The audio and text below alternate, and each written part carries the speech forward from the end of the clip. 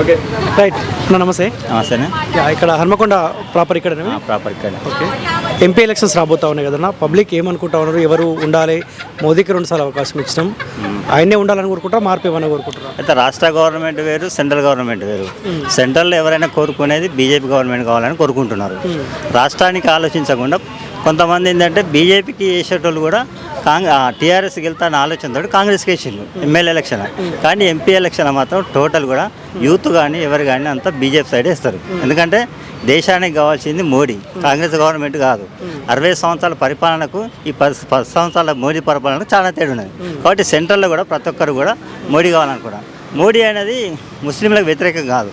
వ్యతిరేకమైతే triple తలాక్ చట్టాన్ని పట్టుకొని రాడు. ఒకప్పుడు మనం కాశ్మీర్లో అడుగుపెట్టలేదు.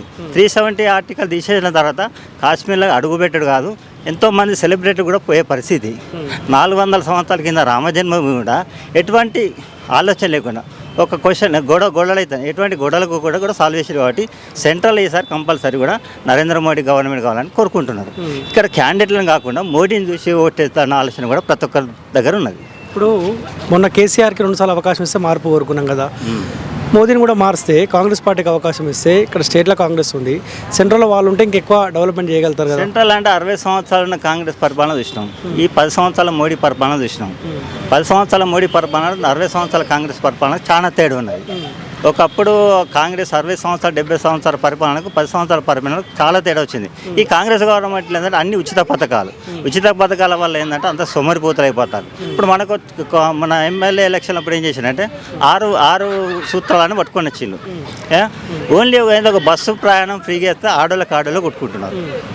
ఇప్పుడు మనకి మెయిన్ ఏంటంటే యూత్ అంతా బీజేపీ సైడ్ ఎందుకున్నా అంటే టీఆర్ఎస్ గవర్నమెంట్ తప్పు చేసింది, నోటిఫికేషన్ వేయలేదు. ఇప్పుడు వీళ్ళు గవర్నమెంట్ ఏర్పడి 4 నెలలు అవుతున్నది, కొత్త నోటిఫికేషన్ రాలేదు ఇంతవరకు. పాత టీఆర్ఎస్ గవర్నమెంట్ ఇచ్చిన నోటిఫికేషనే నింపిన కానీ కొత్తగా గ్రూప్ 1 నోటిఫికేషన్లు కొన్ని పోస్టులు యాడ్ చేసిండు. కాబట్టి యూత్ కూడా చాలా వ్యతిరేకత ఉన్నది.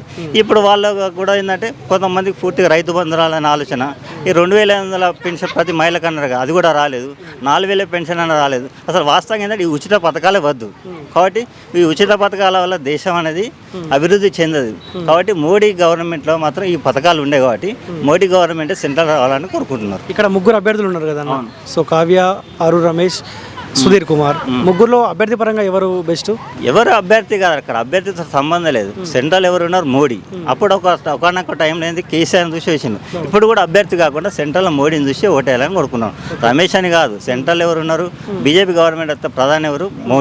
మోడీ తర్వాత కూడా ఒకవేళ ఆయన లేదనుకున్నాం, నెక్స్ట్ అవకాశం అంటే యోగి. ఆయనకి ఇచ్చినా కూడా ప్రభుత్వం బ్రహ్మాండం అవుతారు. కాబట్టి మోడీని చూసి ఓటేయాలని మన మీ పార్లమెంట్ పరిధిలో 7 మంది కాంగ్రెస్ పార్టీ సంబంధించిన ఎమ్మెల్యేలే ఉన్నారు, వాళ్ళ ఓట్ బ్యాంక్ వాళ్ళకు ఉంటుంది. అటువంటిప్పుడు ఇక్కడ బీజేపీ గెలుపు ఎట్లా సాధ్యమవుతుంది? గెలుపు అంటే లాస్ట్ ఇయర్ ఒక్కటే ఎమ్మెల్యే ఎలక్షన్ వచ్చింది, 4 ఎంపీ సీట్లు ఎట్లా గెలిచినాయి? అప్పుడు నిజామాబాద్లో ఒక ఎమ్మెల్యే లేడు, కరీంనగర్లో ఎమ్మెల్యే లేడు, మల్కాజ్గిరిలో ఎమ్మెల్యే లేడు. మరి బీజేపీ సీట్ ఎట్లా గెలిచిన ఎంపీ? నేను అడిగింది ఏంటంటే స్టేట్కు సెంట్రల్కు చాలా తేడా. స్టేట్ ఒక రకంగా ఆలోచిస్తారు, సెంట్రల్ ఒక రకంగా ఆలోచిస్తారు. స్టేట్ ఏదైనా పార్టీ కానీ సెంట్రల్ మాత్రం ఏంటంటే అక్కడ బీజేపీ గవర్నమెంట్ కావాలని. లాస్ట్ ఇయర్ చూసుకోండి, ఒక్క ఎమ్మెల్యే సీటు 4 ఎంపీ సీట్లు వచ్చినాయి. ఇప్పుడు మనకు 8 మంది. దాన్ని బట్టి మన డబుల్ డిజిట్ మినిమం 10 సీట్లు రావాలి. మీరు అన్న ప్రకారం 6 కావచ్చు, 7 కావచ్చు. లాస్ట్ ఎలక్షన్లో పరిస్థితి ఏంటిది? ఒక్క ఎమ్మెల్యే, ఎన్ని సీట్లు? ఎంపీ సీట్లు 4. ఇప్పుడు మనకి 8 ఎమ్మెల్యేలు, కాబట్టి మినిమం 10 సీట్లు బీజేపీ రావాలి. సో డిసైడ్ అయిన పబ్లిక్ మోదీ ఉండాలని 100% పబ్లిక్ సెంట్రల్ మాత్రం బీజేపీ రావాలని డిసైడ్ అయ్యారు.